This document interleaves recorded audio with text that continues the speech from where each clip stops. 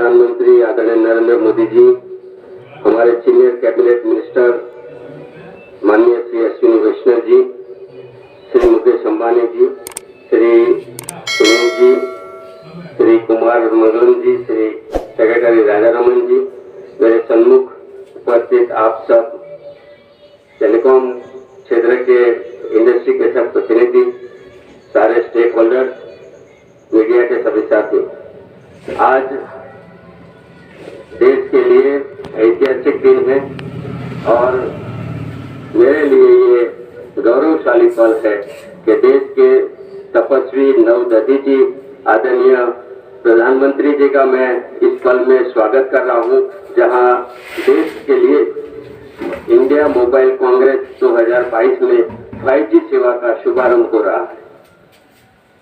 आज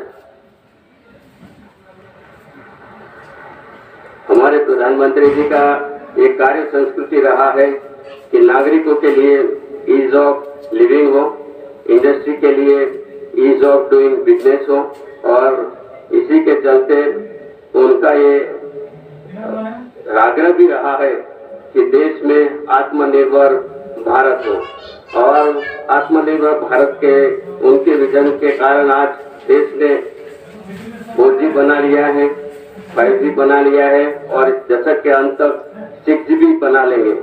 और आप सब जानते हैं कि उनके आशीर्वाद और मार्गदर्शन से हमने टेलीकॉम क्षेत्र में कई रिफॉर्म्स भी किया है। मैं एक ही उदाहरण देता हूँ। आज हमारे टेलीकॉम सर्विस प्रोवाइडर सुबह में स्पेक्ट्रम के लिए चार्जेस भरते हैं और कुछ ही घंटों में उनको स्पेक्ट्रम का एलोकेशन हो जाता है। ये नया भारत है, ये आपके आशीर्वाद के कारण हुआ है। और आज टेलीकॉम क्षेत्र में, एडवांस टेलीकॉम टेक्नोलॉजी में जब हम आत्मनिर्भर हो रहे हैं, तब हम सबको ये पूरा भरोसा है कि दूर संचार आने वाले समय में, अमृत काल और संकल्प काल में हमें नई गति देगा, नई तेजी देगा और ऊर्जा देगा। और उसी ऊर्जा और गति के साथ हमारे गतिशील प्रधानमंत्री जी के विजन को, भारत की जनता की सेवा में ये 5G सेवा बहुत बहुत महत्वपूर्ण भूमिका निभाएगा। और पुनः मैं आदरणीय प्रधानमंत्री जी का स्वागत करता हूँ, आप सभी जनों का स्वागत करता हूँ। बहुत बहुत धन्यवाद। बहुत बहुत धन्यवाद माननीय मंत्री जी आपके स्वागत संदेश के लिए। और now inviting the Honorable Minister for Communications, Railways, Electronics and Information Technology, Shri Ashwini Vaishnav ji, for his address.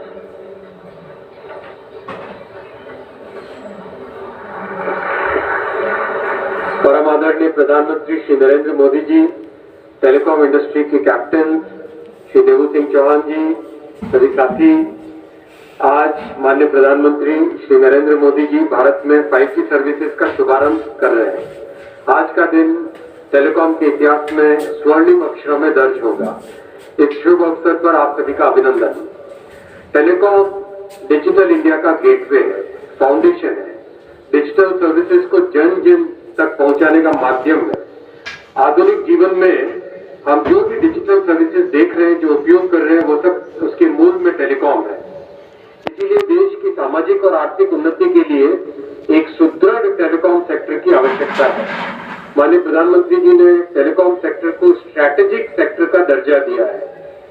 इस सेक्टर के सभी डायमेंशंस पर प्रधानमंत्री जी ने हम सबको मार्गदर्शन दिया। ऐसे आपने स्ट्रक्चरल रिफॉर्म्स किए, प्रोसीजर्स में सिंप्लीफिकेशन किया। जो एक एवरेज परमिट 300 से ज्यादा दिन लगता था, वो आज 7 दिन से कम में एवरेज एक परमिशन मिल जाती है। सारे अप्रूवल्स आसान किए और सबसे बड़ी बात, टेक्नोलॉजी के डेवलपमेंट पर फोकस किया। वर्षों तक लिटिगेशन में फंसे इस सेक्टर को माननीय प्रधानमंत्री जी ने आज एक रेगुलेटरी सर्टेनिटी दी है, एक ट्रांसपेरेंट व्यवस्था बनाई है। इन सभी प्रयासों का परिणाम है कि आज टेलीकॉम सेक्टर एक सनराइज इंडस्ट्री बन के उभर रहा है। देश में 5G सर्विसेज कई सेक्टर्स में फंडामेंटल चेंज आएगा। Education, health, agriculture, logistics, banking, ये ऐसे सेक्टर है जिसमें एक मूलभूत परिवर्तन आएगा, नई नई संभावनाएं उत्पन्न होगी। डिजिटल कैपेबिलिटीज को सेंटर में रख के उसके चारों तरफ नई सर्विसेज क्रिएट होंगी। कम्युनिकेशन का स्वरूप बदल जाएगा।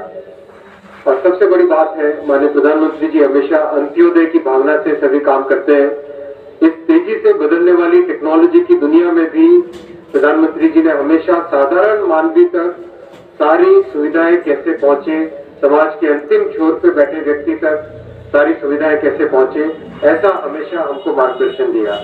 आपने लास्ट माइल तक पहुंचाने के लिए 35,000 करोड़ रुपए सैंक्शन किए हैं, जिससे कि हर गांव तक अच्छी सर्विसेज पहुंच सके। मैं आपके लिए बहुत बहुत अभिनंदन करता हूं माननीय प्रधानमंत्री जी। ऐसी सोच से ही देश का एक सुदृढ़ निर्माण होता है। रोज की जरूरतें पूरी करने का रास्ता दिया है। इसका नतीजा आज आप देख सकते हैं कि मदद करने में संघर्ष कर रहे थे। खजाने में रुपये पड़े थे, डॉलर थे, पाउंड थे, सब था, यूरो था, लेकिन और देने का तय भी किया था, लेकिन पहुंचाने का रास्ता नहीं था। अब दुनिया थमी हुई थी। आज आप किसी लोकल मार्केट में, आप सब्जी मंडी में जाकर देखिए, रेहड़ी पटरी वाला छोटा दुकानदार भी आपसे कहेगा कैश नहीं है, यूपीआई कर दीजिए। मैंने तो बीच में एक वीडियो देखा, कोई भिक्षुक भी डिजिटली पेमेंट लेता है।